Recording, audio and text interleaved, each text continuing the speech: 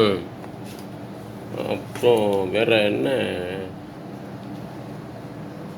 சரி, என்ன நடக்குதுங்க?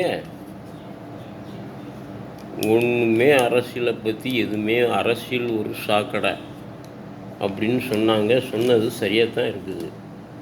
யார் அரசியல் உருப்படியான அரசியல் நடத்துகிறாங்க சொல்லுங்கள் பார்க்கலாம். அரசியல்வாதிகளே இல்லை. இப்போ எல்லாம் பணத்தை எப்படி சுருட்டுறது, வைக்கிறது, நேர்மையே இல்லை. நீதி, நேர்மை, அநியாயம், அக்கிரமம் எல்லாம் தலை தூக்குதே தவிர நீதி நேர்மை இல்லை. நீதி நேர்மைக்கு இடம் இல்லை தமிழ்நாட்டில். நீதி நேர்மையாக இருக்கிறவன இருக்க விட மாட்டாங்க இந்த நாட்டில். எங்கே பார்த்தாலும் ரவுடிசம் தலை தூக்கி ஆடுது. எங்கே பார்த்தாலும் ரவுடிசம், பஸ் கட்டண உயர்வு, விலைவாசிகள் உயர்வு, இதெல்லாம் யாருமே எந்த அரசியல்வாதியுமே கண்டுக்கிறது இல்லை. கண்டுக்காம அவங்க எப்படி 200 300 சுருட்டுறது அப்படின்னு தான் ஆட்சி தக்க வைக்கிறதுக்கு தான் பார்க்குறாங்களே தவிர ஏழை மக்களை பற்றி யாருமே சிந்திக்கிறதும் கிடையாது. அந்த ஜனங்களுக்கு கொஞ்சம் கூட யோசனையே இல்லை. ஏன் சிந்திச்சு ஓட்டு போட வேண்டியதானே? எனக்கும் உனக்கும் தான் ஓட்டு போடணுமா? 3வது மனுஷனுக்கு ஓட்டு போட்டு தேர்ந்தெடுத்து வைங்க.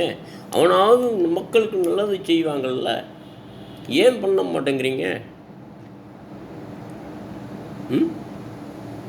மக்களாட்சின்னு சொல்கிறீங்க. மக்கள் ஆட்சி எங்கே நடத்துகிறீங்க? எல்லாம் பணக்காரர்களின் ஆட்சி தான் நடக்குது. பணக்காரங்களின் சாதகமாக தான் நடக்குது.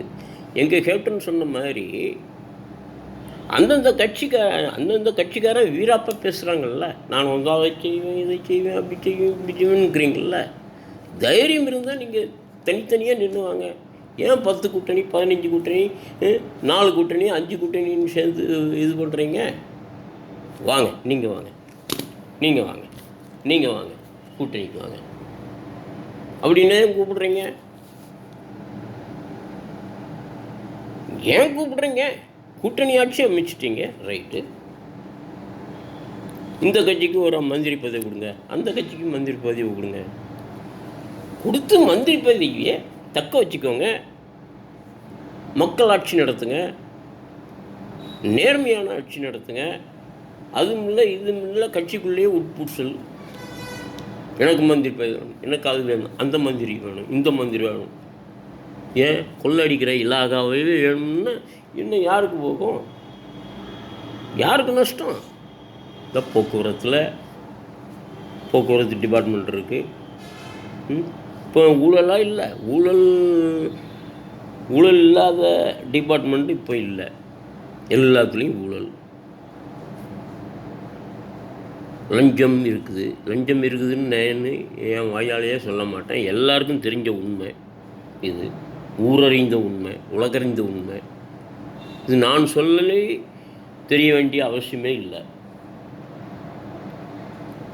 ஊடகங்களும் அரசியல்வாதிகளை பற்றி கிளிக்காங்க. ஆனால் இப்போ இருக்கிற ஊடகங்கள் ஆளுங்கட்சிக்காரங்க எந்த தப்பு பண்ணாலுமே சொல்கிறது கிடையாது.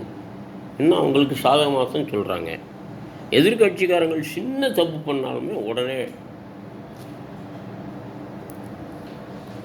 ஊடகங்கள் தான் அரசியல்வாதிகளை எடுத்து விடுறதும் அவங்க தான், அரசியல்வாதியை கவுத்துறதும் அவங்க தான். என்ன பண்ணுறது? அதுதான் எங்கள் கேப்டன் கேட்டார். எந்த ஆட்சிக்கு வந்ததோ எல்லா ஆட்சியாளர்களும் மக்களாட்சின்னு சொல்கிறாங்க. மக்களுக்காக யாருமே ஆட்சி பண்ணுற மாதிரி தெரியலை. ஏன் தனிப்பட்ட முறையில் அவங்கவுங்க நின்று ஜெயிச்சுவாங்க. அப்போ தான் மக்கள் ஆட்சியை கொண்டு வர முடியும். கூட்டணி ஆட்சி கொண்டு வந்தோம்னா கூட்டணி கட்சிக்காரங்களை பார்ப்பீங்களா, மக்களை பார்ப்பீங்களா? கட்சிகளுக்குள்ளே உட்பூசல், எனக்கு அந்த மந்திரி வேணும், இந்த மந்திரி வேணும்னு.